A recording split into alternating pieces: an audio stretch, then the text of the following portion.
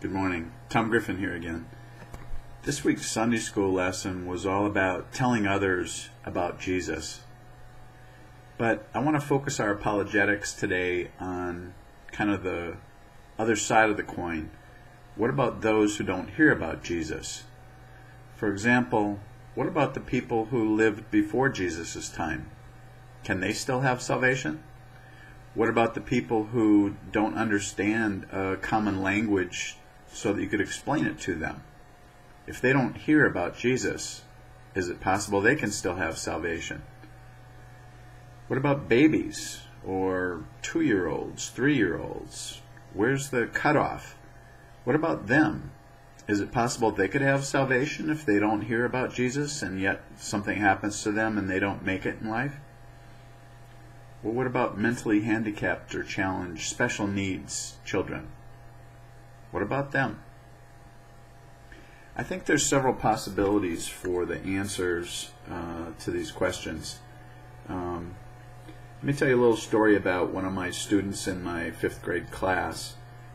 Recently, she said to me, her answer to this question is that she thinks that the Bible provides verification that God only judges us based on the measure of what we know about Him. And I thought that was very astute. That makes a lot of sense to me, and I think that's a very possible answer. But also, let's look at another position. Paul says in Romans chapter 1, 19 and 20, verse 19 and 20, quoting from the psalmist, that the heavens declare the glory of God, so that no man has an excuse. In other words, God has put it on all men's hearts to know Him, even if they haven't heard about Jesus or haven't heard about God, any kind of preaching. He's put it on our hearts to know about Him just by looking up into the heavens at the stars or looking around us at nature. Nature, the universe, it's so overwhelming that no one who could have the possibility of receiving the gospel could escape believing that there's a supreme being who created it all. Of course, there are some who would look up there and think it's just all a coincidence, and those people have no opportunity for salvation without changing their hearts. But also, let's look at another example. What about people who were completely evil, mass murderers, or Hitler even? At one point they were babies, right? So are we saying that if they had died when they were babies, that they would have automatically gone to heaven? My student thinks the answer would be yes, because they were still innocent at that time. But really no one's innocent. We're all born with the sin nature. And I think another case could be made that because God knows what those people would have turned into, maybe they don't end up in heaven and have salvation.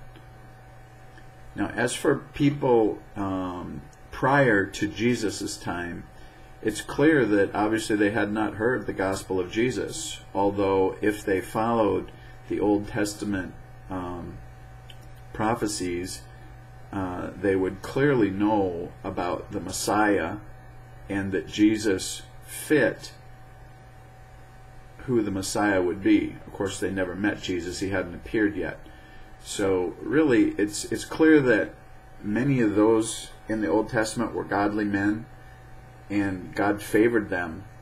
So they must have had an opportunity for salvation.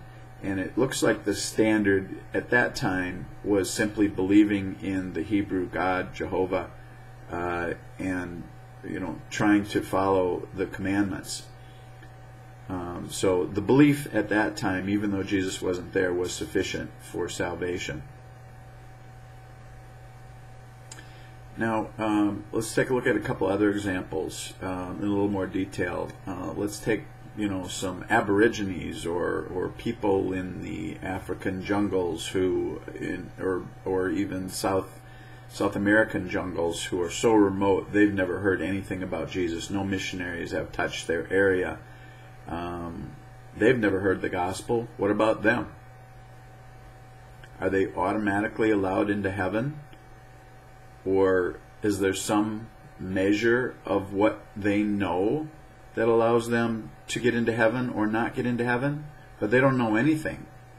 Granted, they could look out at the universe and know that there's a supreme being in their heart. Maybe that's sufficient. But something about all this leads me back to God's omniscience.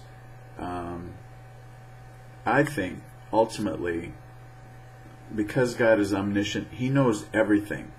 He knows our hearts, our minds. He knows our thoughts before they're in our heads.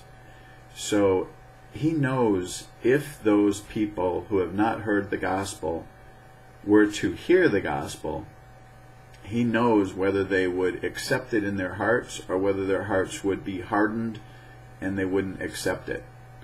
So I think that it's quite conceivable that that's the simplest answer and the most logical answer there. God knows whether they would have selected to follow Jesus, and their salvation is based on that measurement. Now also, the Bible clearly says that the elect, or those that are chosen for salvation, were actually chosen before time began. So I think this is another indication that because Jesus knows the future and what is going to happen, He was able to see who those people were, He knew who those people were that would elect to receive the gospel, and they were saved on that basis, or unsaved if He knew they would not accept it. And that's how they were able to be forechosen with foreknowledge before time even began. And then there's another concept, simply that maybe those who have never heard the gospel are the ones that are not saved. It could be that somehow God worked it out, knowing that the ones who would not hear it are the ones, or the ones that would not be saved are the ones that wouldn't hear it, and so they never get preached to.